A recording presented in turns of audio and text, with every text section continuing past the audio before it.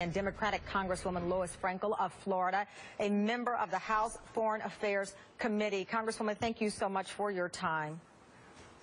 Good morning. Obviously, we are learning more about the details regarding Bo Bergdahl and his disappearance. But as you well know, and I'm sure you heard, a number of members of his platoon are now speaking out, and they say, many of them, that this is not a hero, that this is a man who abandoned his post, and they question why this deal was struck. Where do you stand right now? Well, Tamron, I want to bring a little different perspective because my son is a United States Marine veteran. I saw him go to war both in Afghanistan and Iraq. I have a little different perspective, you know, because the casualties of war are not just the men and women in the military. It's also their families.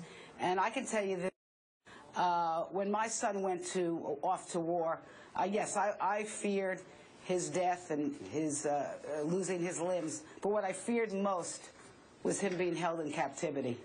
And I could tell you that probably that is the worst nightmare of parents whose children go off to war. And so this principle of leave no man or woman behind is one that I stand by.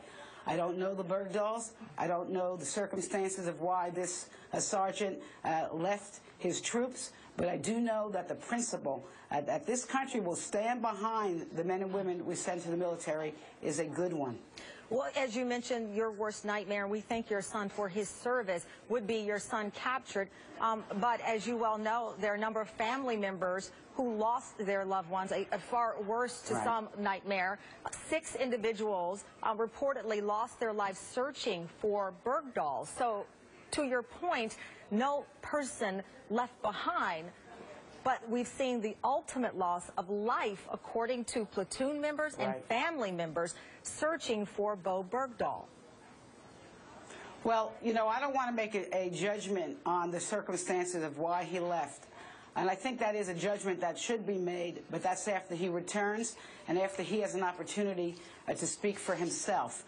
There's also, I think, it is disputed as to whether or not these other military men and women or men lost their lives looking for him. I think if that did happen, I think it is tragic.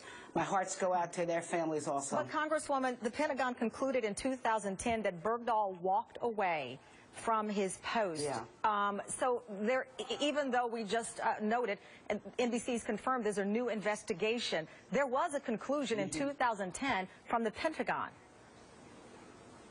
Well, you know, this question, and I think the question should be asked, why did he walk away? But that does not really take away from the principle that we leave no soldier behind.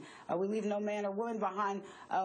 We allowed him to come into the military. I do not know what stresses were put on him. We know that so many of our military men and women have suffered from a post-traumatic stress disorder.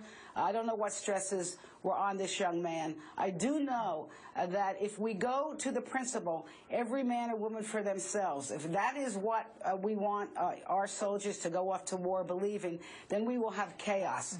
It doesn't mean, listen, but the principle of leave no man or woman behind in the military is a good one. Yes, there may be cases where, hey, listen, you wish it would have been a different outcome.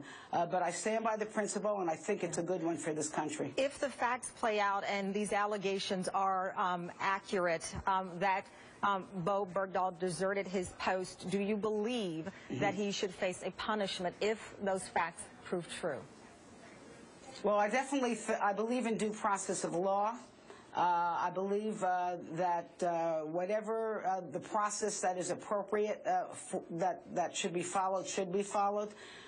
It'll be left up to someone other, of course, than myself to make that judgment. And then if he is found guilty of some type of crime or he's broken a military law, then it'll be up to the judge to determine what the outcome should be. Some may say 5 years in captivity is enough punishment. There may be, but I don't know what the result will be. But, you know, getting back to really why I felt very strongly about talking to you today is because this principle of leaving No man or woman behind, I think, is a very strong one. We have to stand behind. I can tell you this. When my son went off to war, I believed that the government was always going to be behind him, always going to have his back. And I think we have to continue with that. Congresswoman, thank you so much for your time. And again, thank your son for his service. We really appreciate you joining us.